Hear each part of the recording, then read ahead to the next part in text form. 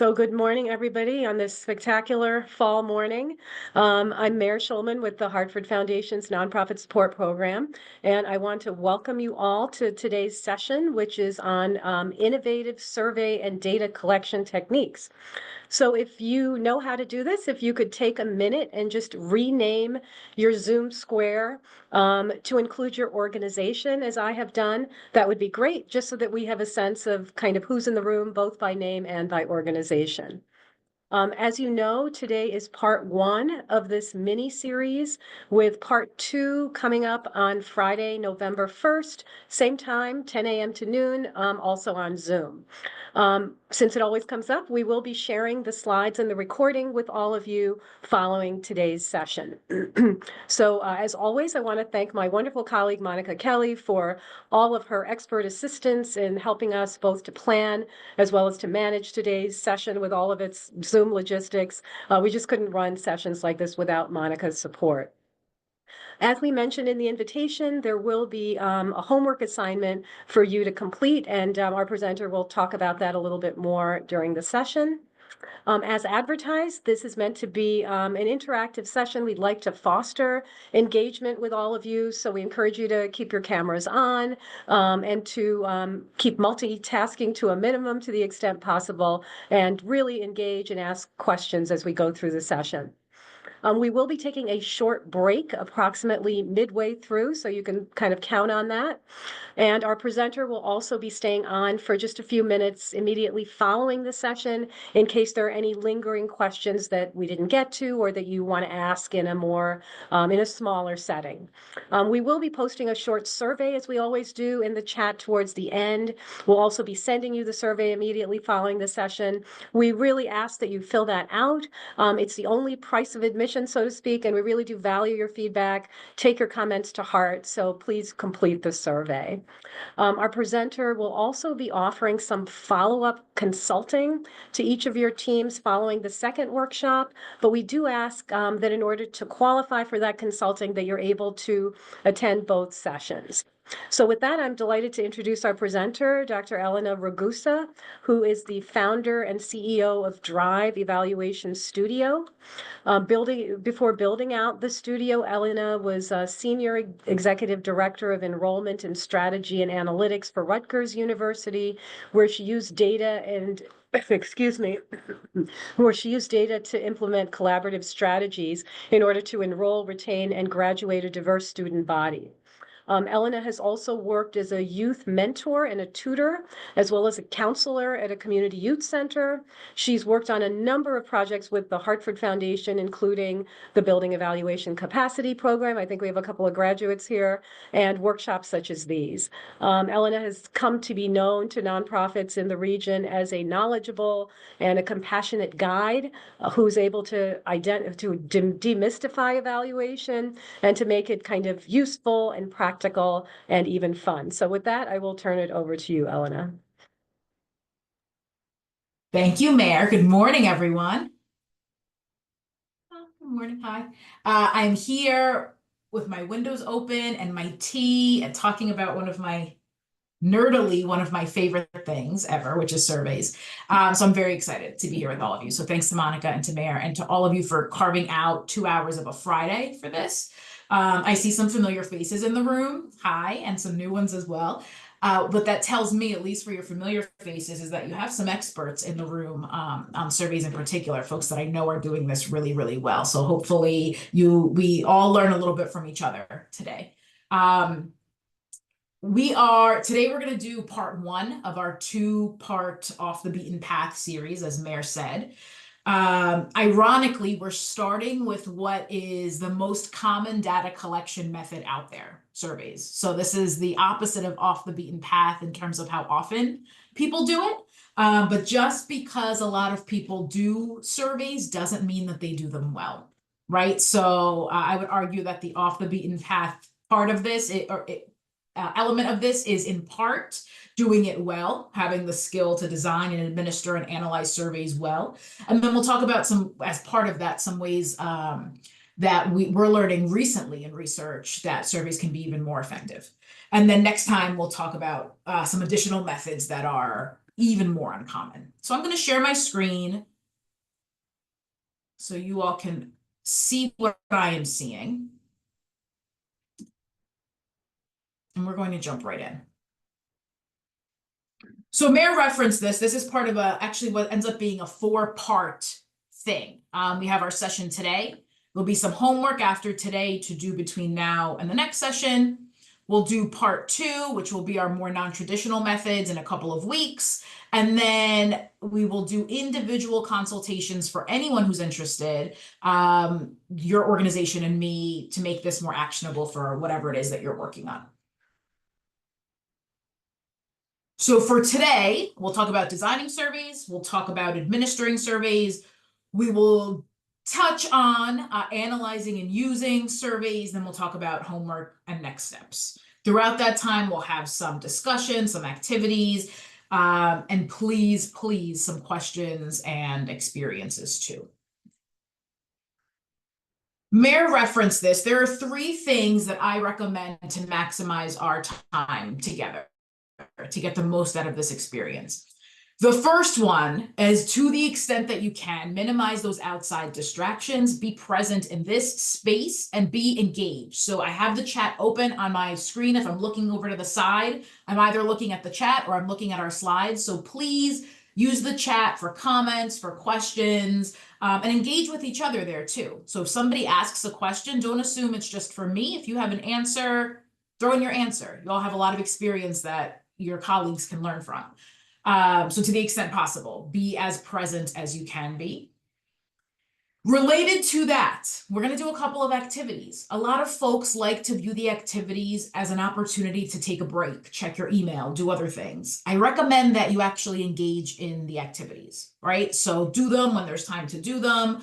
Also take some notes. So we know from tons of research on how people learn that when you take notes, 2 parts of your brain are activated versus when you're just listening to something, right? So if you're listening to it, great. But if you're listening to it and taking key notes, even better for your ability to internalize that information.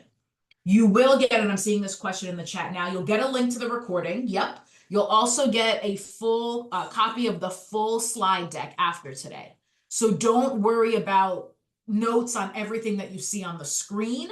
Use those notes for any keywords that pop up, for questions that this raises about your own practice and your own work, for anything we talk about that might not be visible on a slide. There's also, I think if you go to the workshop page for this workshop, there's an overview deck that has some of the slides. If you have that accessible and you want to follow along, great, but that's not all of the slides, so I wouldn't worry about it. You'll get the full deck when we're done. And then the last thing, make this your own. So we have currently 46 people in this Zoom room. You represent, I'm going to guess, 20 to 30, maybe 35 organizations, right? So every single piece of what we talk about is not going to be directly applicable to you and your experience. So you take the pieces that you want, tweak them, make them relevant to your own context, and those are the pieces that are going to be really helpful to write down. And to put it in context relative to our topic, survey design can, and actually is for grad students that I teach, an entire course, right? Literally 15 weeks of designing, analyzing, using survey data. Same with quantitative analysis. Quantitative analysis is not just one class, it's often multiple courses that you'll take if you're delving into this. We had 120, we now have 109 minutes left together, right? So we will cover this at a level and at a pace that makes sense for the amount of time and content that the amount of time and practicality that we have here. Anyone that wants additional information beyond what we talk about today, you will have my email. It's at the end of the slide deck. Do not hesitate to reach out. And we can always talk about this during our one-on-one conversations too. Sound good? All right, let's jump in. So just to put this in context, I know we're talking about surveys, but any good data collection is happening in a larger context, right? We're answering some specific questions via a survey, but ideally we're laddering up that learning to answer a few bigger things that we want to know. So when we're conducting evaluation more generally, there are 4 steps that we take. We identify some learning and evaluation questions first, right? What do we want to know? We develop an evaluation design. This is where we decide how we're going to learn these things. What data are we going to collect, and how are we going to collect? Then we actually do that. We go out and we collect the information. So we administer a survey, we analyze a survey, maybe we do interviews, maybe we do focus groups, maybe we do observations, maybe we're crunching numbers from a spreadsheet or attendance, whatever it might be. And then we're summarizing, sharing, and using those findings, right? Today, we're going to be sitting like in this, you see my mouse moving, right? Okay. Today, we're going to be sitting in like this area, right? Because we're going to be talking about collecting and analyzing data. But remember that it falls into this larger continuum.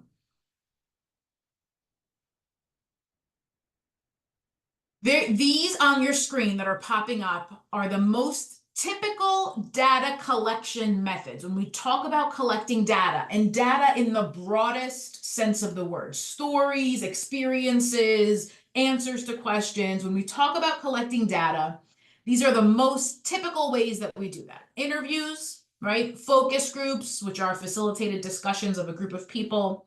Observations, watching people in a space and looking for something in particular. Record review or document analysis, taking stuff that someone else collected that already exists and analyzing it to answer a particular question. And surveys, the most common of them all. Depending on what you want to know, who you want to know it from, and the resources, and this is a big one, the resources that you have available, human resource, financial resource, time, you decide which method or methods make the most sense. The Hartford Foundation, the nonprofit support program, is really, really good about giving you resources or providing access to resources to cover all of these. So some folks that I actually recognize from our little Zoom boxes were in our qualitative data series in the spring, right, where we talked about interviews and focus groups. If you weren't there, that information, I'm guessing, I'm looking at Monica, is probably available online, right? You could probably watch that webinar, you could, or that Zoom recording, or you can get those materials. So you could piece together an entire series where you cover all of this. You could also engage in the Building Evaluation Capacity program where we go through all of these. But so my point is, there are resources out there, right, where you could cover all of these. For today, we are focusing here on surveys. Next time, when we get together in November, we're going to talk about a little bit about observation, and then a lot about a couple of other newer, less common, I won't even say newer, but less common and less traditional methods that we're seeing being taken up more and more that result in really good data. So that'll be a fun conversation. Before you collect data, regardless of the method that you are using, right? You want to think about who you're collecting data about. Is it clients? Is it staff? Is it people in your community to understand what need they need met that you could potentially serve? This will be a theme in today's conversation. You want to think about how you will use the information, right? Only ask questions that you plan to use the answer to. You really want to think about how you make this as easy as possible for the people that are going to be providing this information to you. And how do we make it ethical? How do we ensure it's private and confidential? We'll talk more about that on the survey side. You want to think about what instruments you need. What are the tools that we need to actually be able to do this, right? The same way if we were to build a house, we need a series of tools. If you're going to design or answer a bunch of questions, you need a series of instruments to get you to those answers. And then if it makes sense, are there existing instruments we can use? More often than not, right, you're going to be designing something organic, something specific to answer the questions that you need answered. But that doesn't mean that you should automatically go there without first reflecting on whether or not there's something out there that you can use. All right. Without further ado, let's jump into it. Experience with surveys. My first question, Monica's going to pop a poll onto the screen in a second. Do you currently use surveys in your programming? This can be surveys of any of the following. Do you currently use any surveys?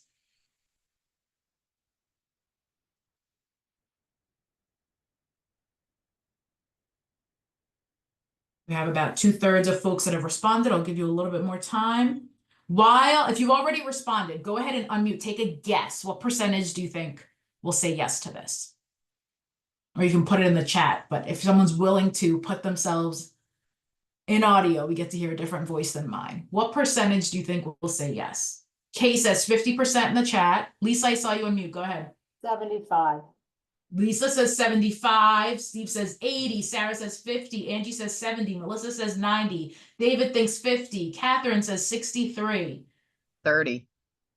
Oh, someone said, who was that? Sharon said 30? Yeah. 30. If we were playing Price is Right rules, closest without going over, it looks like maybe Steve gets it. So 86% of you, 86, let me see if I can share this. 86% currently use surveys, right? 8% of our respondents, 3 people do not, 2 people aren't sure. You just answered a survey, by the way, survey question, or in this case, that was the entire survey, by answering that poll question. Yeah, Steve, if we had prizes, you would get the Showcase Showdown or whatever it is. So 86%. That's a really large number. It's also not a surprising one because surveys are really, really common, right? We use them very often.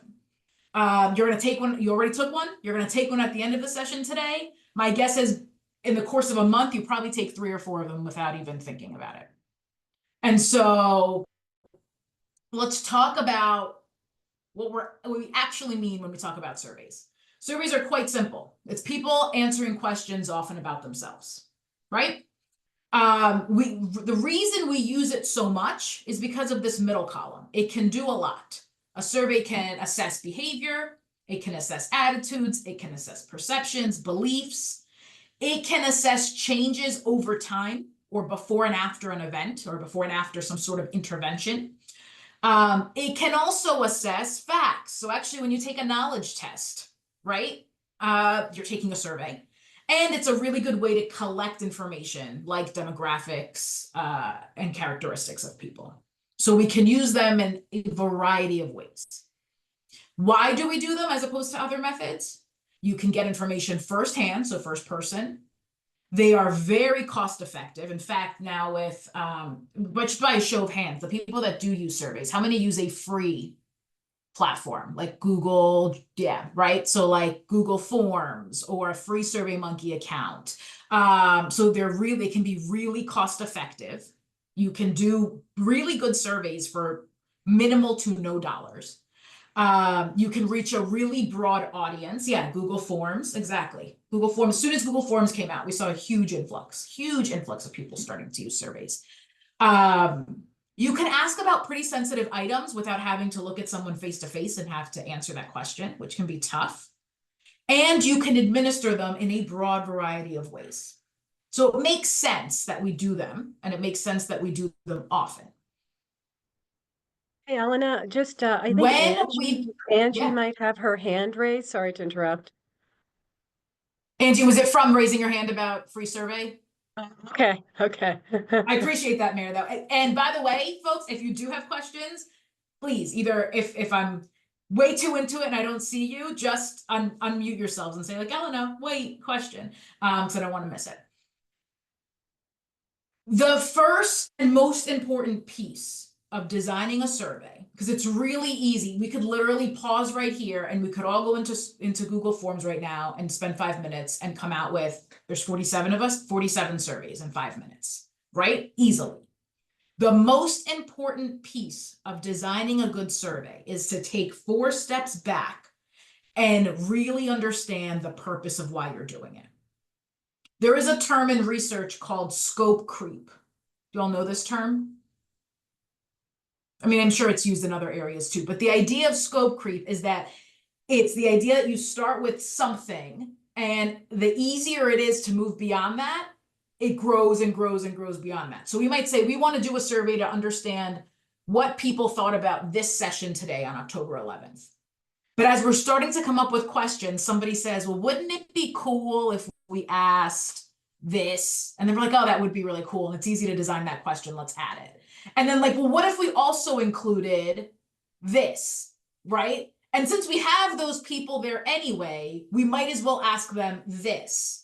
And all of a sudden, our survey about what was your experience in this survey session on October 11th, that could have otherwise been 4 questions, is now 15 questions, right? That is the creep of our scope.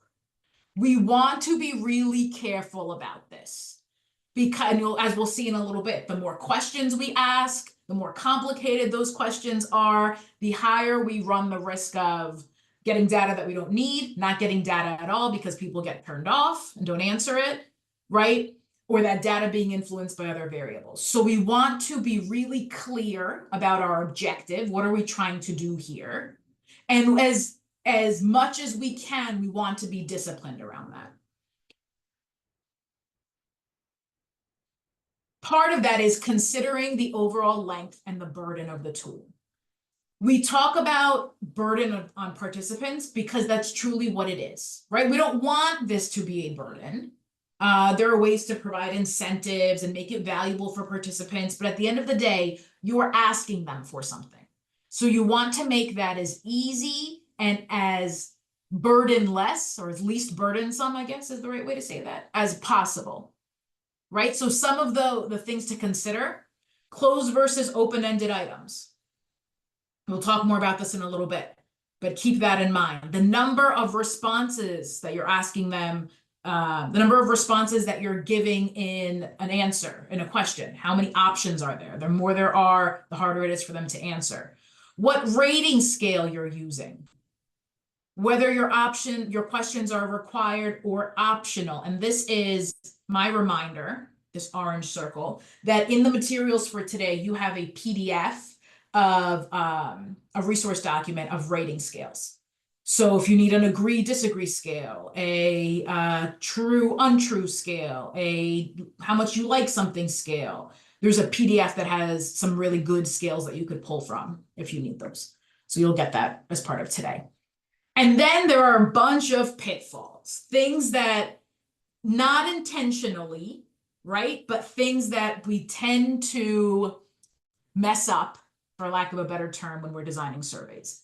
We're going to go through each of these because these are the 6 most common things, the most common mistakes that we make when we're designing surveys. The first is that we tend to overcomplicate our questions. So our goal here is to keep questions as simple and clear as possible. Because what happens if a question is too complicated or confusing? What's one of 2 things that will happen? Go ahead and unmute. They won't answer it. Either they're not going to answer it flat out, right? They're going to skip it, or worse, they're going to exit out of your survey. Or what happens if they do answer it? It's a confusing answer. It's not clear. Yeah. You don't, on their part, you're not even sure that the answer is an accurate representation of how they're feeling, right? So you want to be as simple and clear as possible. You also want to avoid a double-barreled question. A double-barreled question is 2 questions in one, right? So if I asked you, is this session right now, is it informative and fun? That's a double-barreled question, because what if it is super fun, but you're learning nothing? Or what if it is really informative, but you are not enjoying it at all? Right? It's hard to answer that question. A big clue to know if something is double-barreled is the word "and." So what did we say? 86% of you are already doing surveys. Your homework assignment, spoiler alert for later, your homework assignment after today is either to design a survey for your programming or take an existing survey and run it through these sort of checks. When you're running your surveys through these checks, you want to look for questions that include "and." It doesn't necessarily mean that it's double-barreled, But it's a good check of let me go back and make sure I'm not asking two things in one here. And if it is, you either split them out into two separate questions or you pick the piece of it that's more important. Do I care if you're having fun? Maybe, but it's more important to me that this is informative, right? So if my question is double-barreled, I'm going to strip out the fun part, and I really want to understand if you're gaining knowledge or information from this. We want to avoid loaded or leading questions. Loaded or leading questions are just what they sound like. They lead you to a specific answer. So if I said, isn't this session fun?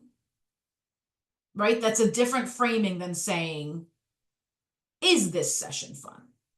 Or how is this session on a scale of no fun to very fun? So you want to avoid anything that's loaded or anything that's leading people in a particular direction. Where possible, you also want to avoid negative wording. So things like, do you disagree with? Or terms like not. They're harder, people have to flip them. They're harder for people to flip, right? And the answer, like think about using the term not and then an agree or disagree scale. How hard it might be for someone to figure out, are they disagreeing with the idea? Are they disagreeing with, if you say disagree to a not, are you actually agreeing? Right? And folks aren't going to give the survey as much time as you have in your design. You want the questions to be easy to answer. You also want your answer options to be both mutually exclusive and exhaustive.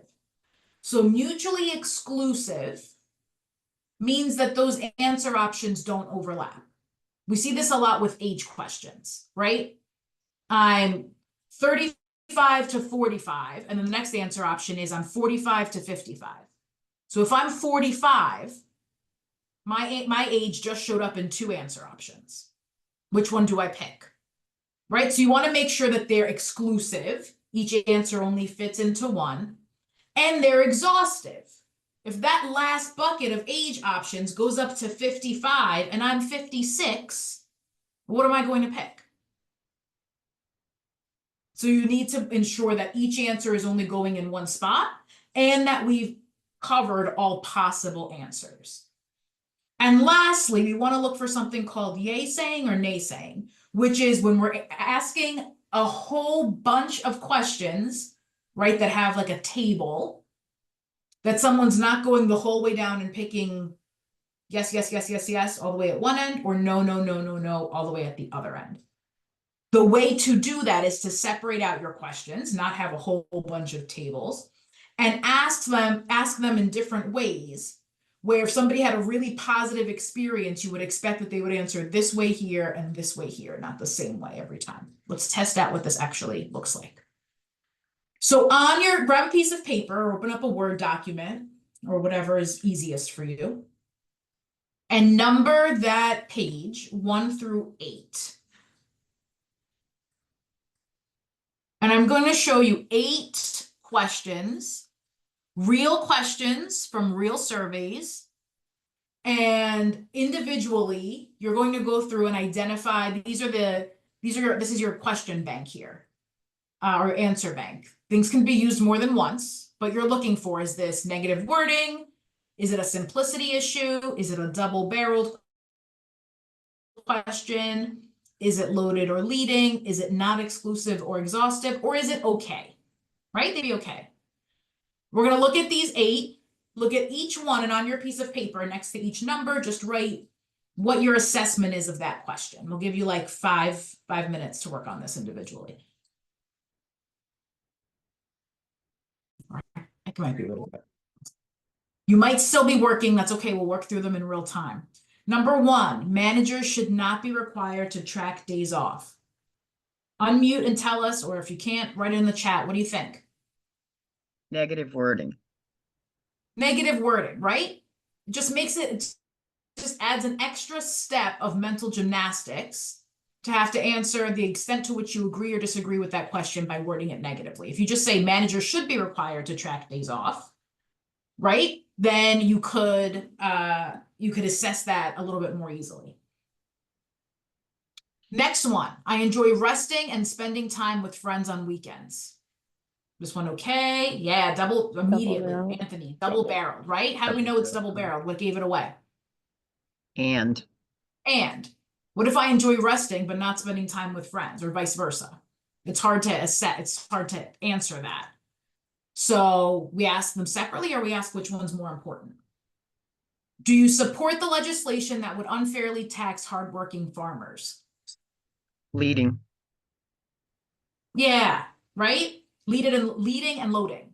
So unfairly, hardworking, right? It's just adding terminology there that's leading your participant in or leading your respondent in a particular direction. It's kind of giving away where you stand on it. And that's not the intent here of the survey. You're trying to be as objective as you can be with your questions. I would describe myself as attractive and intelligent. What do we think? Double barreled. Double barreled, right? Yeah. Yeah. We have both, separate them out, or ask the one that's more important. Do you believe the relationship between cell phone behavior and consumption of fast food is orthogonal? Simplicity. Simplicity. It's Yeah. confusing, right? It's not simple enough. It's not clear enough. We don't know what's being asked, so people are either going to skip it, or you can't be confident that their answers reflect how they feel. Restaurants should not have to be inspected each month. I thought that was Yeah. okay. Negative wording So should be. Sharon, Negative wording or Steve, double what do you think? I saw you. inspected. I was just going to say, each So month, are they there's a asking couple about pieces each month, here. or The one about, that are they I asking flagged about the whether it most. should be inspected? Go ahead, Steve, say that again. I think it's negative wording, plus it's not clear whether they're asking whether it should be inspected each month or maybe inspected at all. I think it's got a couple problems. Perfect. Deb, you were going to add something too. Go ahead. I saw you on mute. It's also leading, I think. Why do you say that? Well, it seems to be possibly being asked by an entity that doesn't want monthly inspections, Not a question, So- it's a statement. right? Yeah. So, and that raises a really interesting point, right? Folks are going to know, for the most part, they're going to know who is administering this survey. If it's coming from your organization, and they have a sense, if they're your stakeholders, where you stand as an organization. So even if you think a statement on its own might not be leading, knowing who it's coming from, and depending on how it's worded, a lot of assumptions might be made there by your readers. So if this is coming from an organization that thinks restaurants should not have to be inspected, period, right? It's going to feel more leading than if it's coming from an anonymous third party. True. So there's a couple of issues here. Negative for sure. It's a little unclear. Do we not want them to be inspected, or do we not want them to be inspected every month? Depending on who it's coming from, it can be leading. So a couple of potential challenges. Number 7, are you in and it's correct, it's not even a question, which is okay if it's provided with a agree disagree scale. And it's provided with an instruction that says, to what extent do you agree with each of the following statements? Right? So it doesn't have to be a question. Statements are okay. They just have to be framed appropriately. And their answer options have to match the fact that they're not questions. Are you in favor of the boss's whim to cut lunchtime down to only 30 minutes? Loaded, leading. Leading. Totally, right? It's a whim down to only 30, right? There's language in there that clearly somebody's mad about this. How about number 8 over on the side? Did folks get to this one? It's not exclusive or exhaustive. Yeah, what's wrong with it? Simplicity. Well, you could have 10 finals, and that's not really on there. So 10 is okay, right? Because more than 5. I But thought what's simplicity. It So seems like a it lot could of be a wording to little, just right? ask There's how a many lot of finals lead do up. you have? Yeah, sorry? there's a lot of lead up to it. It could be a lot simpler. Mm. And Steve and Emily nailed it too, right? What if you have 5 finals? What are you Oh. selecting? So you were right, That's Sharon. It's not fully exclusive or exhaustive in its answer options, right? And I mean, this is probably a fair lead for a bunch of college students that are taking finals, but throwing in yikes is definitely making it a little loaded and leading.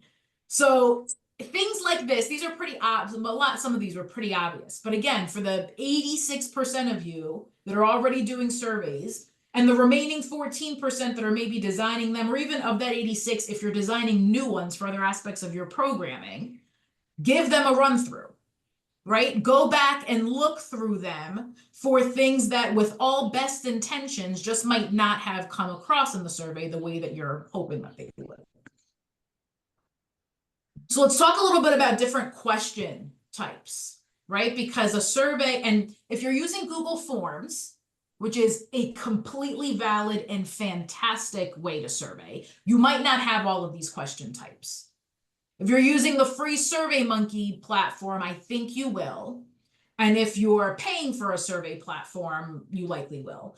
Google Forms might have them all now too. We'd have to check, but the first couple you definitely will have. So most straightforward, easiest question types, multiple choice. Right? You give a question, you give a series of answers, and people pick either one, like we have on the left. This is a one answer multiple choice, or this is a choose all that apply. Right? So what gives that away in a survey, by the way, is boxes versus radio buttons. If they're radio buttons, you can only select one in an online survey. And if you get check boxes, it means you can select more. So you want to be careful when you are designing a question, whether it makes sense to have a single response or a multi-response option. If the question is whether somebody likes ice cream, if we want to know whether somebody likes ice cream, either one of these can get you there, right? The difference is the question on the right is going to give you a lot more detail. Because if somebody checks one of these, you can assume that they like ice cream. So you get the count of how many people like it, and you get additional data about the flavor that they like. On the left, you're only getting whether or not they like it. Which one is easier to answer? The one on the left, right? So if you don't need to know the flavors that they like, you don't need all these extra data over here on the right. If you only need to know if they like ice cream, then you go here. Somebody just put in the chat, shouldn't I don't like ice cream be on the right? Should be if you want to be exhaustive, right? So you could absolutely, and you should add an answer option here that says none, I don't like it. Could you make an assumption that if they don't check these, they don't like it? Yes, but what if they like a different flavor that's not reflected here? So if you want to be, right, fully exhaustive of your options, you give another option down here that says, I don't like ice cream, period. So this one takes a little, the one on the right takes a little more mental effort, gives you more detail, but if you don't need that detail, stick with what's on the left. It's very tempting to ask this, but if you don't need it, it's extra mental effort for your respondent. In any case, regardless of what you're picking, you want to make sure that you provide clear instructions. So either select, fill in, mark, click on, whatever it is, the correct, the best option. And then we haven't even talked about the analysis side of things. This one is much harder to analyze than this one. If you've ever looked at the back end, the database or the spreadsheet that you get from a survey, you would know that anytime you have a choose all that apply, how do these data come back to you? Any idea? Who's looked at these before? Go ahead, Steve. How does it come back to you? We use Google Forms, and it'll come back like in a pie chart or a pre-analyzed or maybe a bar chart. So let's say it doesn't give you the visualization. Let's say it comes back to you in a spreadsheet. What does that spreadsheet look like? Any ideas? Anyone ever looked at the raw data? Yeah, it's just Melissa, like, what does it look like? it comes in a Bunch of spreadsheet columns and with then numbers. usually the columns will have the multiple responses in the same column. Yeah. So it's hard to one of take it two- apart. One of two things is going to happen when you get this back, depending on how your platform is set up. You're either going to get a column that has each person's response. So in one cell, it'll say vanilla, chocolate, because somebody checked off those two. In the next one, it'll say vanilla, raspberry, lemon, because somebody checked off those three. The next one will say pistachio, somebody checked off that one. So think about the cleaning that you have to do if you're analyzing that to separate those out. Or the alternative is it'll come back with a column for every single one of these. A column for vanilla, a column for chocolate, a column for strawberry, a column for raspberry, et cetera, with an X or a 1 or some indicator in that column for each person if they selected that thing. And then you have to do individual counts of how many people picked each one, and you would have to calculate how many people picked the different combinations of them. I only say that to say, if you don't need that level of data, don't ask it. Because the cleaning of that, right, and the analysis of that is much more significant than doing counts or frequencies of just whether or not they like ice cream, for example. So it seems easy enough to ask this. If you need it, ask it. If you don't, keep it simple. Another way we ask questions is with matrices, right? So you've probably seen questions like this in surveys that you've taken. You might have organized surveys that look like this.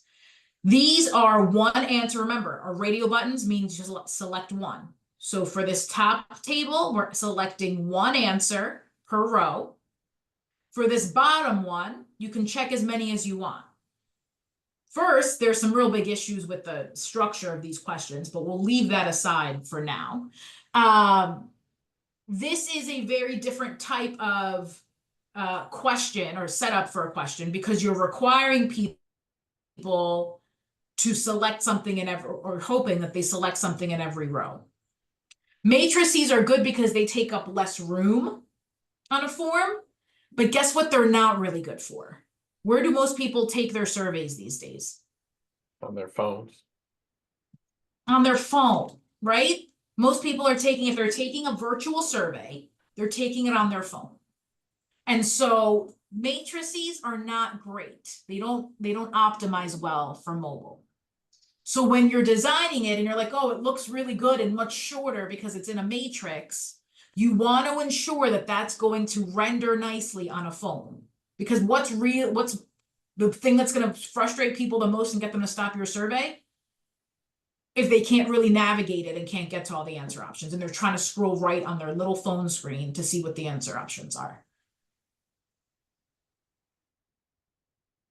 So you want to be careful about matrices. I love them if I know someone is taking this on a tablet or on a computer or print it out, right, on a piece of paper in front of them. They can be really, really helpful. They can ask a couple of different things in one small space. But if you aren't sure that that's what's going to happen, just be wary of matrices. Some of my favorite, most common type of questions are rating scales or Likert scales. These are from least to most or most to least. There's a gradient to them, right? A true Likert scale, the original sort of the researcher that developed this, for whom these were named, had 5 answer options, 5 choices. We see them as low as 3. We see them as many as 7, 9, 10. If you want to get a researcher all riled up, get them into a debate about whether or not you should have a neutral middle in a rating scale. Melissa's nodding. You've probably had these conversations with folks. People feel very passionately about whether or not you want that. You know what a neutral middle is? It's like the strongly disagree, neutral, agree, strongly agree. And researchers feel really, really strongly on both sides of this argument whether or not you should have a neutral middle. There is no right answer. There's none. There's research that tells you shouldn't have it because it forces people into a decision. Otherwise, if you have it, most people will pick it. There's research that tells you, yeah, rates, if you don't have it, it forces them to make a choice, right? Other people will tell you, well, if you don't have it, you're forcing them into a choice that might be a false choice that doesn't accurately represent where they stand. And people feel really, really strongly about this. You pick the one that works best for you. There is no right answer. There's no right answer. Know that if you offer it, a lot of people will select it in the middle, right? And if you don't offer it, you're going to obviously see more variability one way or the other, and you're not sure which way that's going to go. Sharon hates these scales. A lot of people do. They're really, really typical, right? They're really common. There's ways to do them really well. Again, you have a resource on this, from today's materials that shows you these sort of rating scales across different areas. Melissa, go ahead. It's something that I've had conversations with folks about is having the neutral option, but not putting it in the middle, putting it at the end so that it's less forcible essentially for them to just go straight down the middle. They Yeah, have to actually so that's a think great about it. option. It's a great option. There's also, and this starts to get into like the Survey Monkeys and the Qualtrics's of the world, but there are a lot of survey platforms that will give you dual analysis at the end, meaning they'll give you an analysis with and without that fifth option, so you can see if it actually skews your data one way or the other, which is a really interesting kind of experiment to do, to see with or without it if it actually makes a difference.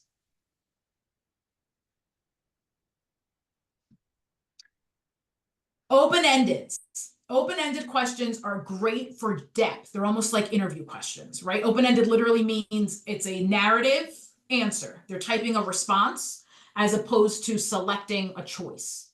They take more effort for respondents, right? It takes more work for them to be able to answer this. So only use them really thoughtfully. Only use them sparingly and where you really need them. They also assume a certain literacy level, so they do not work well for some populations that you might be working with.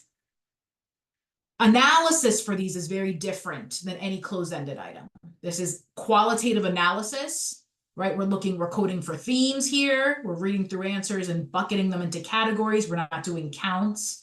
They're a really good source for quotes. So if you're ever looking for quotes to supplement quantitative data that you're providing, open-ended answers, open-ended spaces can give you quotes.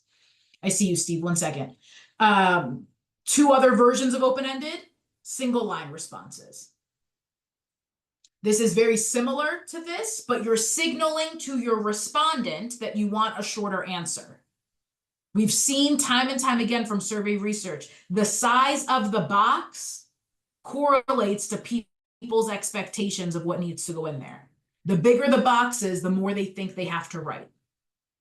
So if you're really looking here, this question is, what is the first word that comes to mind? There's no need to give them a big box. You're looking for literally one word, right? And if you want a longer story or experience, give them a bigger box. Steve, go ahead. Steven, sorry, I'm talking to you like we're friends. Steven. No, Steve is fine. Just going back to the Likert scale, what's your opinion if you give them a range and don't label each number? Like, how much did you enjoy the performance on a scale of 1 to 5, 1 being the least and 5 being the absolute most? Yeah, I like to give them numbers just across the top. You don't have to give them, we were just talking about this before this session too with a couple of folks. You don't need to give them an explanation of each number narratively. So you don't have to say 1 is the least, 2 is a little bit, 3 is 4 is good, 5 is fantastic. I would say though, 1 is hated it, 5 is loved it, 1, 2, 3, 4, 5. Right, but so you still feel that that's valid. It's kind of like the pain scale on a pain of, 1 to 10. Yep. Yep.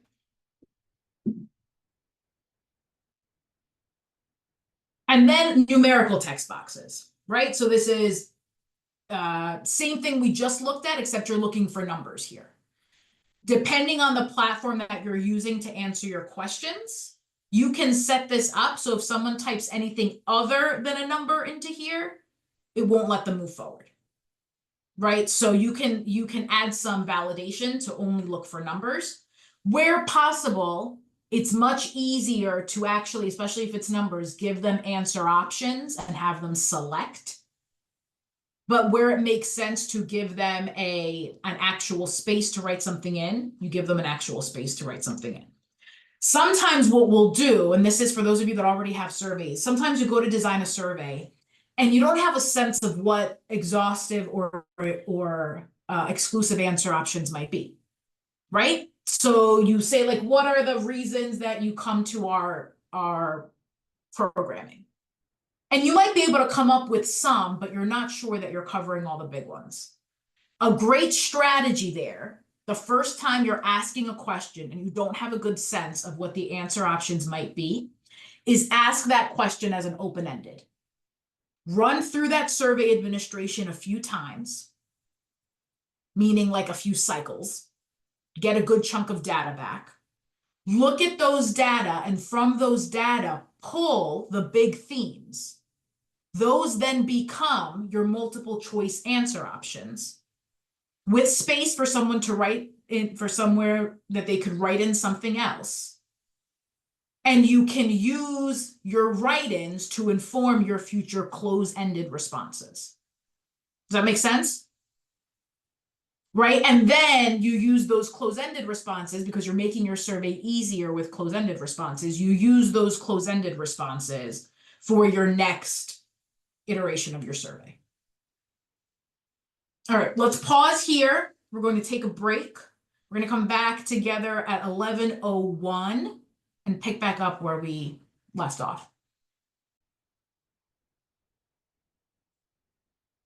We've been together for an hour, so I feel like we're all friends now. So I can tell you, we have a lot more content. I don't know that we're going to get through it all, but we're going to get through what we can get through, and then I'll share some resources for you afterward.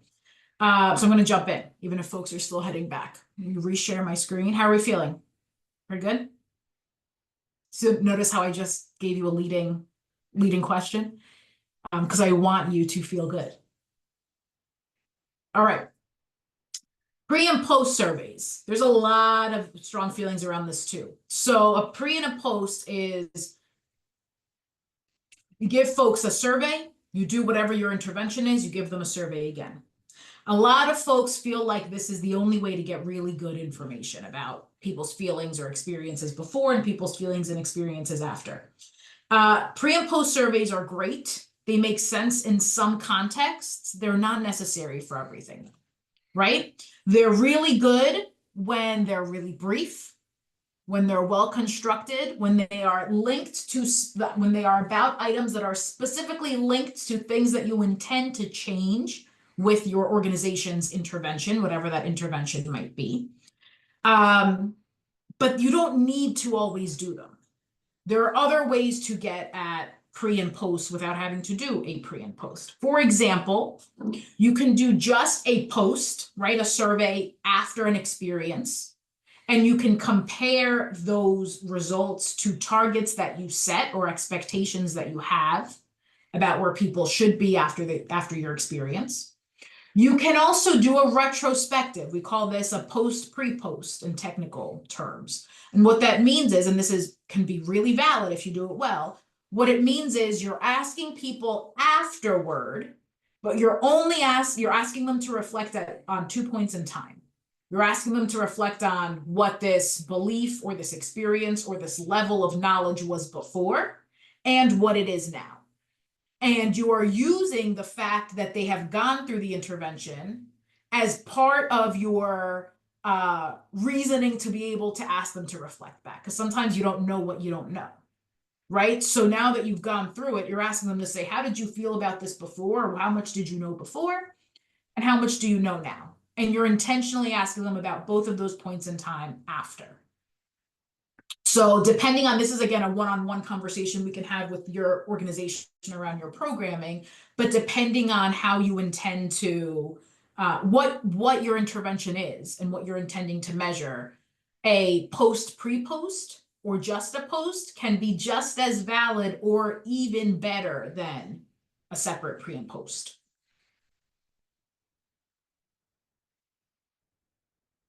There's a lot of information on this slide. Some of these slides we're just going to go through quickly because I want you to have them as resources, not that we're going to necessarily spend a ton of time on them. When you're putting together your survey, you want to consider sequence and flow. This slide, make a note that slide 20 is sort of like your checklist. When you're doing your homework later and checking your existing survey or designing your new survey, you want to run through all the items on slide 20. You want to lead in with easy questions. You want to put your tough stuff in the middle. It's like a sandwich. And then you want to exit with easy questions as well. We've learned from survey research that the absolute worst way to start a survey is with an open-ended question. Those surveys are significantly less likely to be answered than starting with a easy close-ended question, right? So then you want to make sure that your more important questions, the things that you are most interested in, are toward the beginning. Really easy stuff at the beginning, and then your set of questions that are most critical for your program. We do that because if folks decide to leave the survey, you can at least use partial responses and use those answers if they exit out without finishing it. You want to group similar questions together. So if you're asking about a particular experience, put those questions together. If you're going to ask about a second experience, put those questions together. And then there's something that we call order effect. Order effect is the influence of previous things that you've brought up for people in the way that they answer a survey later. So if you say to someone, man, what 5 recommendations would you make to improve this program?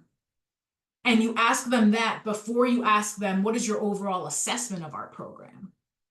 Right? Asking them to reflect on the negative first can influence their overall assessment. So you want to think about the order in which you're asking those questions so the previous questions don't impact their later answers. If you're using scales, you want to keep the same number of points across those scales where possible. So if it's a 5-point scale, try and keep a 5-point scale. If it's a 4-point scale, try and keep a 4-point scale. That's not always possible, but where it is, try to keep it the same. You want to think through demographics. So the only demographics you want to ask in a survey are ones that are going to be really relevant that you need for something, reporting, classification, etc. And my very strong recommendation is that you ask them at the end, unless you need them to funnel people into different surveys. So we haven't talked about like skip logic. So if you answer or display logic, meaning if you answer something one way, you get to this set of questions or you get this set of questions, right? You can build your surveys in really sophisticated ways to partition people out.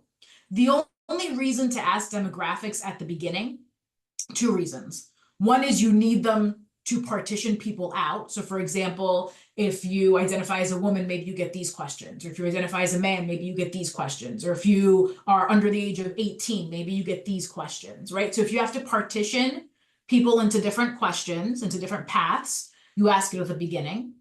Or if it's one of the key things that you are assessing with your survey, meaning you have to report to your funder particular demographics and you have no choice, but you need those demographics, then you put it at the beginning or earlier because it's something you really need to know the answer to. If they're not one of the key things, like key priority items that you have to report, and they're not funneling people into different pathways, we put them at the end. Right? So any demographics that you need to ask, last section. They're typically fairly easy for people to answer. It's an easy way to kind of wrap it up. If people don't answer them, you still have the key data that you need because you asked those questions earlier. And for the people that do answer them, you can continue to gather that information. Must you always ask demographic questions? I missed that. Was that Lisa? Say that again. Must you always use demographic questions? Because that can be tricky depending on the population. You do not always need them. You include them if you need to report them, if you need to track them, or if you have a theory that people's or hypothesis that you want to check that people might be having a different experience based on some characteristic. And you want to follow that and then slice your data that way. If you don't intend to do that kind of analysis to see if people's experiences are different based on X, don't ask it. And if you do ask demographics, you should only ask the ones that are really relevant, right? Based on what we just talked about, what you need to report, what you want to know, where you think people's experiences might be different. You want to provide clear instruction throughout the whole thing. You want to pilot it with a small group. So once you have your survey, give it to a subset of the people in your community to take it. Our folks here that were in BEC know what I do with my surveys. Anytime I design a survey, regardless of what population that's for, I give it to my now 10-year-old son. I pay him like $2 and I have him take the survey. Because, I want to ensure that he can take it, that he can understand. Now, I started this when he was like 7. So now my questions can become a little more complex because the things he could answer there are a lot of things he couldn't answer at 7. But every single time. So and then I pilot it ideally with the population that I'd be using it with. But you want to ensure that the questions are easy to understand, that they're clear, that the instructions are really clear, that you tell them select one or select multiple, all those things that we talked about earlier. And the best way to catch those mistakes or those oversights is with a pilot before you go out with the whole thing. And then we talk about setting and clearing the table. Setting and clearing the table is the stuff that you're going to do at the very beginning and the very end. Your instructions, your introduction at the top of the survey, folks tend to overlook that. That's really important. You want to tell people, thank you for taking the time. This survey should take you about 5 minutes. Here's how we as an organization intend to use this information. You want to tell people if their answers are confidential or they're anonymous, right? Those are two different things. Confidential means we know who you are, but we're not going to tell anyone. Anonymous is, I don't know who you are. So if it's anonymous, tell them it's anonymous. That's a really good thing for them. They're more likely to give you honest data if they know it's anonymous. If it's confidential because they're either providing their name or you can somehow link it to them, tell them that, but say we're keeping this confidential. No one will know what you said beyond our program team. Does anonymity drive higher participation if you have? Yes. The short answer to that is absolutely yes. Anonymity drives much, whether or not it's captive or not, anonymity drives higher survey response rate. And then a closing, right? So at the end of the survey, you want to say thank you. And you want to tell them if there's an incentive, we'll talk about incentives in a second. If there's an incentive, you want to tell them their next steps related to the incentive. Little things, but things that can make a big difference. So I'm wary of sharing this graph because these numbers are not as clean as they look here. These are all ranges. Actually, what I'm showing you here are means or averages of the ranges, which is not great. But just to give you a sense, the pattern stays consistent. So the numbers can go. This pattern always seems to stay consistent. And this pattern is that mail surveys, snail mail, have the lowest response rate relative to their buddies. In person, whether you're asking them, handing it to them, giving them a QR code in their face and they're doing it on their phone in front of you, any sort of in-person survey has the highest response rate. And then online and phone are like neck and neck. Online meaning what you're going to do today at the end of this session, right? Probably what you're sending out to folks via a link. And phone being somebody calling you and saying, hey, can you answer a couple questions for me? I'm going to jot down your answers or select your answers as you go through them. We tend to see this pattern. Again, these numbers will shift, but we tend to see this pattern pretty consistently. If all other things are equal, right? All other things equal.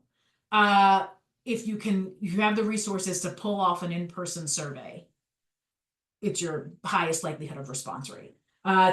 I see a question in the chat and then Melissa. So in the chat, what grade level should you base your survey questions on? So third grade reading level where possible, right? Across the board, third grade reading level is what we're aiming for.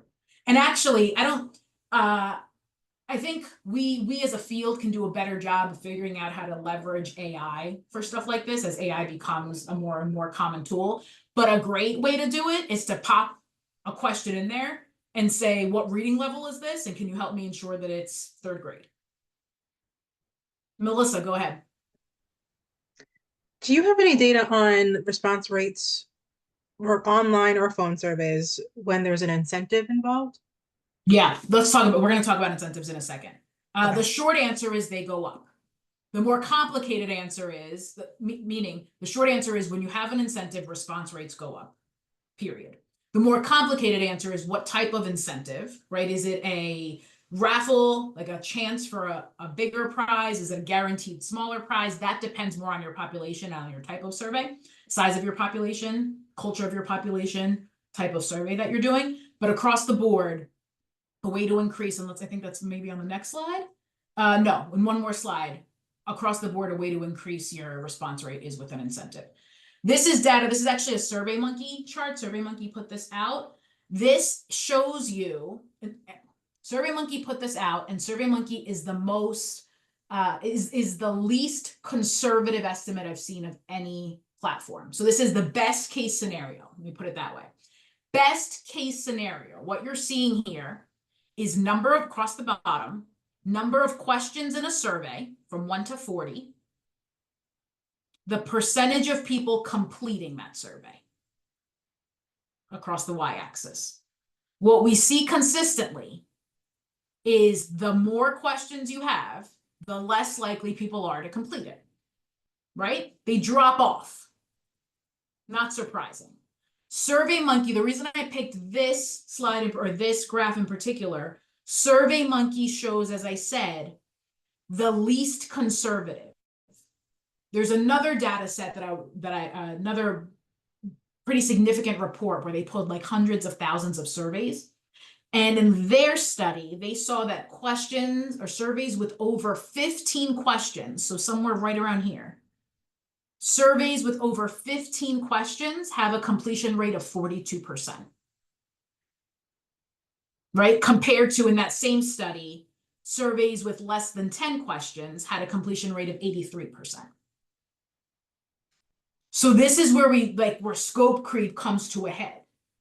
Because it would be really interesting to know X, but is it at the risk of losing people at the end? It's also why we say, put your most important stuff earlier. Because remember, this is completion rate, meaning this is people going all the way to the end. So if you're going to risk people dropping off, if you really have to add those additional 5, 6, 7 questions, because you're really interested in knowing them, and people are going to drop off, at least put those extras at the end. So you can get the really important meaty stuff before they drop off. The hope is not that they drop off, right? The hope is that we maintain the objective of our survey, ask fewer questions, and get them to take it. All right, I'm skipping. This is a whole slide on sampling. I am skipping it. It is intended to be a resource. Happy to talk about that. I want you to have it. And if you're administering beyond a particular program or a particular population, then we can talk offline about sampling. But I'm guessing that's not going to be, you're not out there doing like community-wide research studies probably. If you are, I'm happy to talk about sampling. This goes back to the question about response rates, Melissa's question. So, and incentives. So tips for increasing survey response rate. This is like the #1 question that people tend to ask. Like, we have a survey, it's a good survey, our response rate is 5%, right? How do we increase it? We talked about this already. Keep it as short as you can. Incentives. So what's interesting is there's sort of like that neutral middle. There's a lot of research on what type of incentive makes a difference. Before COVID, or before 2021, everything in, it's easy to say before COVID, before 2021, the vast majority of research suggested that the guarantee of a small something for completing a survey increased the likelihood of people taking it more than the chance of winning a bigger thing. So if you gave someone a $3 or $5 gift card to your local coffee shop, that would increase people taking, the likelihood of people taking and completing your survey more than entering them into a raffle for a $100 gift card. In the last 4 years, the newest body of literature, when you take out everyone that was in the studies before 2021, the last 4 years of data show us that the chance of winning a bigger prize increases likelihood of completion more than the guarantee of a smaller prize. We could hypothesize all day why that is, right? But right now, based on the last 4 years of broadband research data, and this is usually not a captive audience, this is like if you're sending like surveys out to a community, the chance of winning a bigger, more significant prize, so being entered into a raffle for 1 of 3 or 1 of 5 gift cards or tickets or whatever it might be, seems to make a bigger difference for folks. If you are going to do that, consider how you can still maintain anonymity for a survey if you're going to ask people for their contact info. So like in any surveys I do, I say your survey responses will be kept separate from your raffle entry. They complete the survey. And we say at the bottom, hit next to submit. It submits, and then they get a page that says, separate from your survey response, here's your opportunity to enter the raffle. Give us your name, give us your email, whatever contact info you want, phone number, submit. And then depending on the platform you're using, like I use Qualtrics, right, for all of my surveys. Qualtrics can keep those things separate. So all the survey responses go in one spreadsheet, all the names and emails go in another. Or if you're doing Google Forms, you just separate them out. As soon as that data, as soon as you close that survey, you take that data that has the name and email, you pull it out, and then you have anonymous survey data otherwise. So there's a way to do it. You just want to be really clean about it. Personalized outreach. You want to tailor that outreach. You want to reach out often. I know you feel annoying following up 3, 4, 5 times, right? But that's the way to get people to do it. You follow up 3, 4, 5 times. You want to be really clear about the value and the purpose of the information, why you're doing it, how we're going to use it. And then you want to send, if you can't intercept them and do it in person, which we know has the highest completion rate, you want to send it at times of day, times of week, or times of year, because you know your population, when they are more likely to engage. So if you're sending it to parents of young kids, you're not going to send it in September when they're overwhelmed with other communications. You're also not going to send it in June, right? You might find other windows when you're going to try and grab them. All right. That was when we were going to take our break. So we're a little off. So I'm going to catch us up right now. Analysis planning. One other piece here. So want to develop your analysis plan before you administer your survey, which might feel counterintuitive. But you want to think about how you're going to analyze those data before you actually even administer it. So somebody mentioned earlier that if you do this in Google Forms, it pops out for you. And Qualtrics does the same thing. SurveyMonkey does the same thing. It pops out graphs, pie charts, right? So you have to do less of actual number crunching than you would 10 years ago. You should still know, though, how you intend to use that information. You should still know how you intend to, what type of analysis makes sense for the question that you're asking. So a trick, what I'm going to show you real quick. So these are the most common quantitative analyses. Let me show you all of them. The ones that are underlined are the ones that most people tend to use. Frequencies, which are just counts, how many people said a certain thing, picked a certain thing, percentages, and crosstabs. Crosstabs are more often than not as complex as we're going to get for practical applied evaluation. Crosstabs are when you look across 2 variables. So something like age and something else. Or program like did they participate in X program and how much do they like our services versus did they participate in Y program and how much do they like our services. A crosstab is when you're looking at the relationship between more than one variable together. Those 3 and arguably averages or means, this one right here, are, if I had to take a guess, the ones that folks are using most often.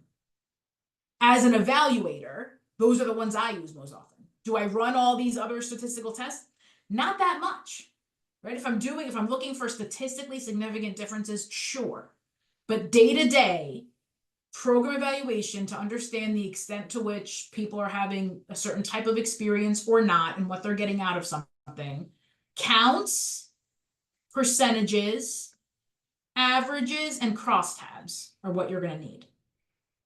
That's essentially what Google Forms, SurveyMonkey, Qualtrics will run for you from your data.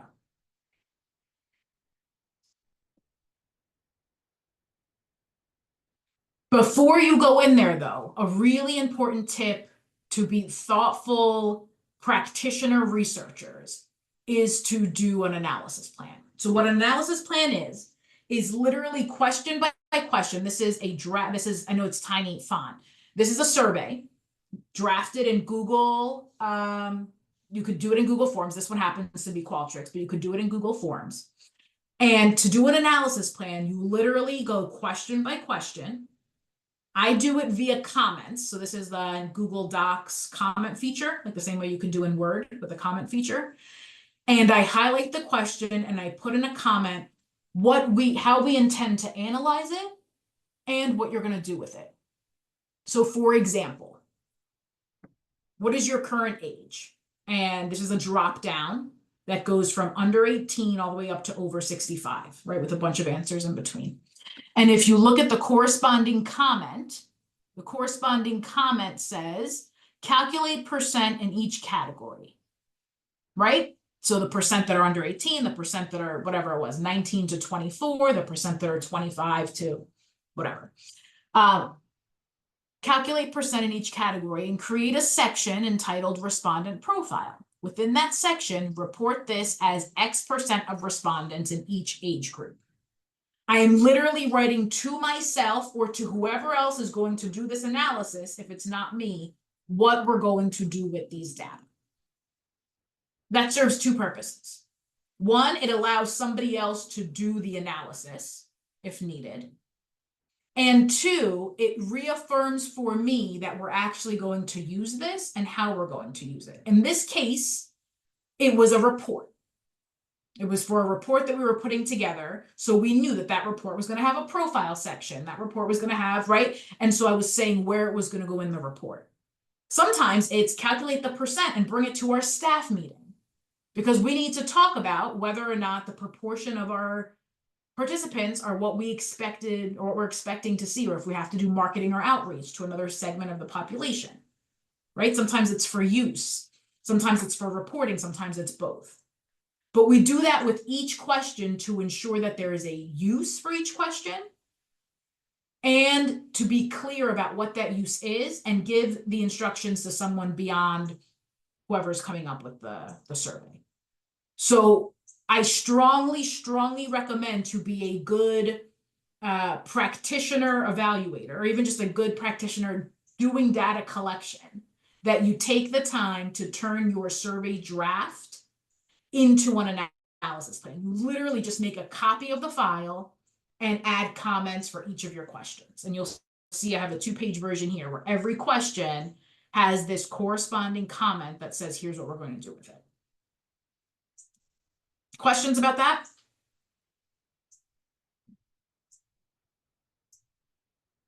Okay. There's a whole section here on tables and figures. The reality is most of your tables and figures might be coming directly from your survey platform, right? So Google Forms might be giving you graphs, they might be giving you charts.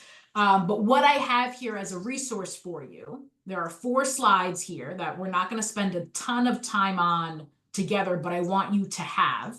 And we can absolutely have these conversations one-on-one when we work individually. I'm giving you a sample survey. This is actually from for some of you, one of your neighbors. These are our friends at the Lutz Museum who gave us permission to share their survey. This is a question from their survey. So this is a series of questions. This is 1, 2, 3, 4, 5, 6, 7, 8, 9, 10 questions from their survey. They asked people to rate things from not important to extremely important. And then these are 2 ways that you can display those data. So it's sort of like a before and after. Before is the survey item and the after is how they're displaying it. I'm showing you this with their permission, with the caveat that these numbers are totally made up. These are not their actual data. The survey is their actual survey. These are not their actual data on the back end. But I'm giving this to you as a resource because sometimes it's helpful to see how somebody else is doing it as you're thinking about how to present it, right? So in this case, the Lutz asked a series of questions that look like this, and they reported it out in 2 tables in their report. Here's another example. This is a pre-post survey from another organization. This one works with kids. So you'll see their language is a little more simplified. They use sad faces and happy faces in their survey, which is totally appropriate when you're working with young people. They do it as a pre and a post because for their population, asking elementary school students to reflect later on something isn't going to work the way that we were talking about before. So they ask them before the intervention and they ask them after the intervention. And then the magical after is the way that you can show that in a report. Again, these are fictitious back-end data, or the way that you could show that in a graph. Right? If you're doing a pre-post, or you're even doing a post-pre-post, where you're asking afterward about that reflection, this is the part that ends up being really important. It's the change. Oops, let me go back. That change is what you're interested in. The difference between before and after is what you're reporting. Then there's also graphs. The four main types of graphs: bar graph, line graph, pie chart, and scatter plot. In your resources from today's session, there is also a one-page PDF called the Chart Chooser. The Chart Chooser is a resource from a woman named Stephanie Evergreen, who is a fantastic data visualization person. And she gives you, like, if you have these types of data, use this kind of chart. If you have these types of data, use this kind of chart. It's a really good tool. She also has, I don't know if it's a weekly or bi-weekly newsletter that I recommend to a lot of folks. So if you check out her website, it's just, I think, stephanieevergreen.com, you can sign up for her newsletter. And her newsletter includes, she shares a lot of before and after. Like, here's what the chart looked like before, or the graph looked like before. Here's what we did with it after, to show the value of being really, really simple in your displays. Your data are only as good as how digestible they are to the people that are seeing them. So really complex charts and graphs don't do you any favors, because they're harder for people to wrap their heads around. And the harder it is, same as when you design a survey, the harder it is for people to wrap their head around it, the less likely it is that they're going to get it the way you want them to get it. That's hard. If you've ever had to work on a grant application where you have a 300-word limit, you know that that's harder to meet than a 600-word limit, right? The more you have to trim down, the harder it is to do, because that is an exercise of having to identify what you're prioritizing. It's the same in data visualization. The simpler a graph is, the easier it is to understand, the harder it is to put together, because it means that you have pulled out the key finding, you were able to take out all the other noise or all the other really interesting stuff around it, and you're focusing just on that thing. It's easier said than done, but if you can pull that off, it makes it much easier for folks to understand the key points that you're trying to communicate. So bar graphs we use to compare quantitative data or different categories of information. They could be vertical bar graphs, they could be horizontal bar graphs. Line graphs, and there's, after this slide, there is a sample of each of these, so you have them, right, and what they could look like. Line graphs show you changes or trends over time. So if you're looking at something over a period of time, or you're doing a sequential sort of count, line graphs can be really helpful. Pie charts, a lot of people are familiar with. They're really popular. Pie charts, this is my rule. This is not, you're going to find people that disagree with me. This is another hot topic. I never use pie charts over 4 categories. If I have more than 4 things, I move to a different kind of chart. So 4 or fewer, I use pie charts. And then scatter plots. People rarely use scatter plots. I don't know why. I'd love to understand why, because scatter plots are a really good way to actually visualize clumping. So scatter plots show you the relationships between 2 variables, right? One on the x-axis, one on the y-axis, and you plot all of your data points on them. And then you can, just by looking at them, you can naturally see where if there's any groupings. So if you're looking at a bunch of data and you're like, I don't know what to make of this, very often I recommend a scatter plot just so we can see it. Because sometimes when you see it, it's different than when you're looking in a graph or looking in a table. So I like scatter plots for that purpose, for like sense-making purposes. if anyone wants to help me understand why people don't like them, then I would appreciate that. So, bunch of samples for you, right? So this is my cap, this is 4. I don't like to go beyond 4. That is a personal preference. You can certainly do more. Here's a pie chart. Here are vertical and horizontal bar graphs. This is a stacked bar graph. It shows you proportion out of a whole. I know we are going through this quickly. This is the part of like I wish we had multiple weeks of this. This is also where you can just email me and say, hey, I want to talk more about bar graphs or stacked bar graphs, and we can have that conversation. Line graphs, right, change over time. So in this case, you have multiple years. And then we haven't even talked about these, and I promise, look, next time when we talk about our non-traditional methods, we're going to talk about some non-traditional displays too, like infographics, like some barbell charts, like some other things. But things that people like to use, maps, heat maps, both of these are actually heat maps, right? They show intensity based on color. Word clouds are super popular. So word clouds are for qualitative data. A word cloud, the larger the word is in the word cloud, the more often it showed up in the data set. So in this case, you don't even know what the question was, but you know that the word insights, data came up often, transform came up relatively often. And then, like I said, next time we'll talk about infographics too as displays. Let me pause here before we do our activity, because we just went through a lot of content really quickly. What questions do you have? Either about what we covered or anything that is happening in your own work that you think might be worth talking about with the group. Naisha, go ahead. Is there a difference between like the display of the results seems like it's for a like a public facing audience versus like your board members. And so is there a difference in how you need to present this? Just curious. That's a great question. Yeah. A lot of that depends on the culture of your board, right? So I've seen board presentations that I feel like are more buttoned up than external public facing documents. And I've seen board presentations or board conversations where people bring raw data like spreadsheets to a board and they sit together and they make sense of it as a group. So that kind of depends on where along that spectrum you and your board fall. I would say there are 3 categories of display. There's like the really raw stuff, like a cleaned up spreadsheet that you're going to sit with your closest circle of people. Maybe it's your program staff, right? And you're going to like clean up together and talk through together.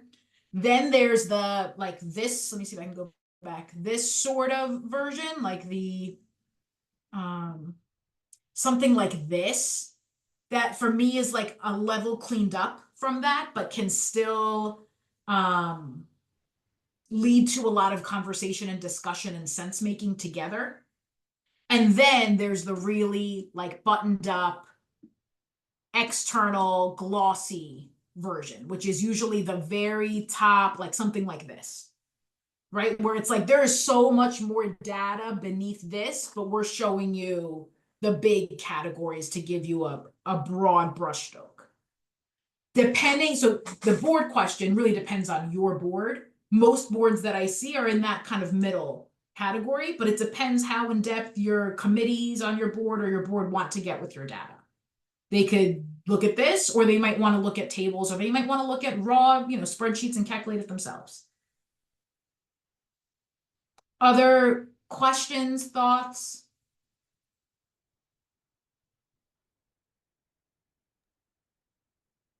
I have a question. When using a survey sort of for like a program review or program feedback, is asking an open-ended question sometimes similar to, do you have recommendations or something that open? Are you setting yourself up for problems sometimes? Because if you don't use their recommendations, for whatever reason, whether it's because of limitations or budget or are you setting yourself up for disappointment on the survey taker's end? That Yeah, well, that's yeah, a great I gave question. an answer and didn't they didn't like it? It's a great question, because one of the things we didn't talk about as the one of the top ways to get people to take your survey is if you have a closed audience, meaning a group that you work with repeatedly, the best way to get them to take it is to show them that you've used their feedback in the past, right? So to Mike's point, if you're asking them, especially if it's like cyclical, like every year, you're sending them a survey and you're checking in and they're giving you recommendations and they're taking the time and you're not using their feedback, guess what happens the next time you go to give them another survey? They're less likely to answer it. Versus you're implementing changes, they feel like they've been heard. What happens when you give them the survey the next year? They are more likely to answer it. So we talk about, especially if you have a closed population, folks that repeatedly come to you for services, etc. We talk about the importance of closing that loop and sharing back what you learned. So you do your survey, you analyze your data, or you pull out your analysis from Google Forms or SurveyMonkey. You go through it as a staff team. You look at all the recommendations. You say, all right, this is a great idea, and we can do this. This is a great idea, and we can't do this. This one doesn't even make sense for our organization, right? And you group them in that way. Regardless, one of the ways you want to think about communicating that back to folks, and this is actually a great segue. I'll actually show you this slide. I'll pull it up in a sec. One of the ways you want to think about communicating that back is a simple, in addition to any sort of glossy report that you're going to put together a one-pager for your survey population. Thank you for taking our survey. Here are some things we learned. Here are some things we're going to do differently as a result. And here are some things we heard you say that we can't do. And here's why, if you can share the why. But it at least acknowledges that we heard it. Right? One of the best things I've ever seen, and it was actually, and I'm not just saying this because they're on the call, the Hartford Foundation for Public Giving did a large-scale survey of their grantees when they were redesigning their application process. And one of the things that they put out after that survey was a table that had, here's everything we learned from our survey, and here's what we're doing about each of those things. And in some cases, the answer was nothing. Right? We can't implement this recommendation, or we're choosing not to implement this recommendation. But here's our explanation why, and we're acknowledging that we saw and heard. And then in some cases, we were able to implement it, and here's how or implement part of it. But that level of transparency and share back, A, helps people understand that their voices were heard. B, helps in the future when you're asking that same group to take a survey again. And C, as an exercise for your team, ensures that you all are going through all those recommendations and having some conversation about the extent to which you reasonably can or can't or choose not to do them. If you don't intend to change anything about your practice or reflect on whether or not you can change something about your practice, then don't ask for the recommendations, right? You don't have to ask for them. If you know that you're bounded by certain limitations, whatever those limitations are, that's fine. But then it probably doesn't make sense to ask for them unless you're being really clear that we're keeping a running list for some point in the future when we can maybe look back on this. Did that answer your question? Okay. And then I'll show you this slide, which Mike's question is a great segue for. And it's what we actually do with these data. So we do a survey, we do a whatever. What are we actually doing afterward, right? And so one of the best sort of like simple ways that a team can go through it is you look at your results and you say, now that we know X, whatever we learned, we will do blank. And sometimes it's we will do nothing different, right? Sometimes it's we're going to keep doing exactly what we're doing because we expected folks to answer this way. There's nothing surprising. Looks like it's all working fine. Great. And sometimes we've learned something and now's our opportunity to change as a result. So whenever we have survey data, we build in ideally just as much time with our team as we took to take the survey to make sense of it. We sit together as a staff team and we talk it through. And we ask ourselves, and these are just 4 questions of many that you could ask yourselves. Well, what am I seeing in these data that I already knew? What's something new that I learned? What are some possible explanations for what I'm seeing there? And what could or should we do differently as a result? Right? Reflection questions that we can use going through our survey data. And then this is what Mike was just talking about. What do we do with it? So we create a document of our key findings. This could look different by stakeholder groups. Maybe there's a document for your survey takers. Maybe there's a document for your board. Maybe there's a document for your staff. We share it with our stakeholders and have a conversation. And then maybe it goes as far as we try something new. We actually do something different as an organization or as a program. And then we re-examine, right? We survey again a year later or whatever it might be and see if things have changed. Very often we survey for the purposes of communication, which is fine, which is actually a fantastic purpose. Like we want to share things out. But if you're doing all of that to share things out, don't lose the opportunity to also reflect on it as a team and potentially change, make little tweaks to what you're doing if you see that there's an opportunity to do it better.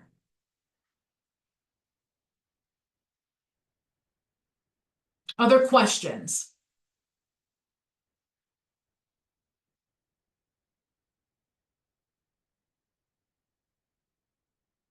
All right, so here's what we're going to do.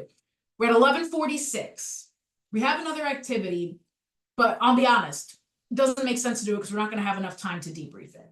So I'm going to give it to you as a resource. If you want to do it right after today, you could do it immediately after today. You could do it in 2 weeks. You could share this recording if there was anything valuable in it with others at your organization, and then you can do it together. If you choose to do it after today, then you can absolutely send me your completed exercise, and I'm happy to send you my thoughts on it. Right? That's 4 questions, and then you can send it to me. So it's like a bonus. Who wants bonus homework? It's bonus homework. You don't have to do it. It's optional. But should you want to do it, I am happy to talk about the answers. So we'll do it that way instead. So I'm going to use the last 13 minutes that we have to go through our homework, our next steps, wrap up officially, and then I'll stick around for questions and conversation with folks that want to have more conversation around this. Alan, So, there is one question in the chat if you want to take that. Yep. Could you talk a little bit more about qualitative analysis, specifically how to analyze? Oh man, Ellen. All right, let me stop sharing for this. So I wish I could talk about qualitative analysis in like 2 minutes, but I'm going to try. I will also direct you to, we did a 2-part series on qualitative data collection and analysis in the spring, where we talked about collecting qualitative data in the first part. You don't have to worry about that if you're going to do it via a survey. That's if like you're doing interviews and focus groups. I would focus your energy on the second of that series. If you want like a 2-hour, here's how you do qualitative analysis chunk. If you're rolling your eyes at the idea of 2 hours, what I will say is the qualitative analysis is about buckets. Meaning you're going to take the data that you have, data being each of those answers from people that write in a survey response, and you're going to try and bucket it into different buckets. Each bucket is going to be with other similar things, right? Like that those things that you do with toddlers where it's like, put all the things that look like circles in this bucket. And all, right. So you're trying to bucket together similar responses.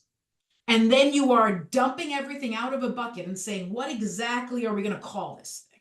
So we have 15 responses that are all sort of similar. They all have something to do with scheduling in some way. There's a theme here around scheduling. We may have these 20 responses that are all sort of similar, and they have to do with people's interaction with our staff, right? Let's understand what their experience is with our staff. And then there's a finding there. And you're going to do that for each of your different categories or buckets. And you're going to pull up findings like, oh man, when I read across these 20 responses that all have something to do with staff, people are saying that when someone goes out of their way beyond what is on paper as a typical expectation of what they're going to do, it seems to make a really big difference for them. Right? So that's the finding. So you're going to look across whatever's in that bucket and come up with a bigger finding. That is the 90-second version of what you're doing with qualitative analysis. We can talk one-on-one or grab those materials from the spring and for like a more in-depth explanation of how you do it. It is certainly an art more than it is a science. It's also not something you ever want to do if you can avoid it completely on your own. So whenever you're doing qualitative analysis, unlike quantitative, ideally you have at least 2 people looking at the same chunk of information and doing the same exercise, right? Because there's so much subjectivity to this part of it that you want to ensure that you have a couple of folks looking at it together. Thanks for catching that question, Mayor. Hopefully that helps, Ellen. I know that was like a not that much depth that I could provide in that space for it, but happy to talk more about it. All right, let's talk about our homework. Let me reshare my screen. So we have another session together on November 1st. That's when we're going to talk about observations and video and a bunch of other cool things. Between now and then, there is a document that Monica's going to share here, and you'll also get it via email. Oh, Monica, you're so good. It's already in the chat. If you click on that link, hopefully we don't have any technical issues. It should open up a download for you to a Word document. If you don't see it, that's okay. You'll get it via email.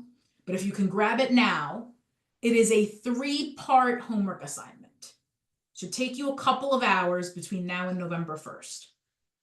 You only have to do, if you're here with multiple people from your organization, we're looking for 1 per organization, so you could do it together. And you could also pull in other folks that were in here today to help you with it. And the idea is the document itself has about a dozen questions. They're questions that you want to complete before you administer a survey. Who are you administering it to? How long should it take? How are you going to do it? Questions you want to think through as a team. Then you want to actually, based on those answers, design your survey. Now, this is intended to be practical for your organization. If you already have a survey that you're thinking about, you've been thinking about for this last hour and a half, hour and 50 minutes, use your existing survey. This can be for an existing survey. This could be for a new survey. You can also save a copy of this 5-pager for a year from now when you're designing a brand new survey and run your team through those questions then if you want, right? This is hopefully a resource for you. But the idea here is that you answer the planning questions, you design or revise your survey with those best practices that we talked about in mind, and you go through the exercise of developing that analysis plan, of adding those comments to each of the questions to think about how you're going to analyze and use those data. That's the homework assignment, right? If you have questions as you're working on it, if you need anything as you're working on it, my email address is on page 1 of that document. Do not hesitate to reach out. I'm here to help however I can. You just have to reach out to me first, though. So just send me a message and say, here's where we're stuck, or here's a question, or tell me more about this. I see a couple people sent direct messages, which I love. We're not going to get to all of them now. Let's talk one-on-one, right? If it's not something we already discussed. So that's the actual homework. The bonus assignment is the activity we were going to do together today. We'll send that one via 2. Monica can also, I'm sure she could because she's magical, probably put it in the chat. That one is a 1-pager of data and 4 questions of how you'd visualize that data. So if you want to go through the exercise of doing that, totally optional. If you want to go through the exercise of doing that, do it, send it to me. I'm happy to look it over. I'm happy to give you my feedback. We can go back and forth via email. There it is in the chat. So if you grab that second link from the chat, and again, you'll get these via email too, or at least directed to them via email afterward. That data visualization link, it looks like, here, I'll drag it in to my screen so you can see it. Should look something like this, right? This is the 1-pager with 4 questions at the bottom. Totally, totally optional. Totally optional. But if you want to do it, fictitious data for follow-up questions. Questions about the assignment?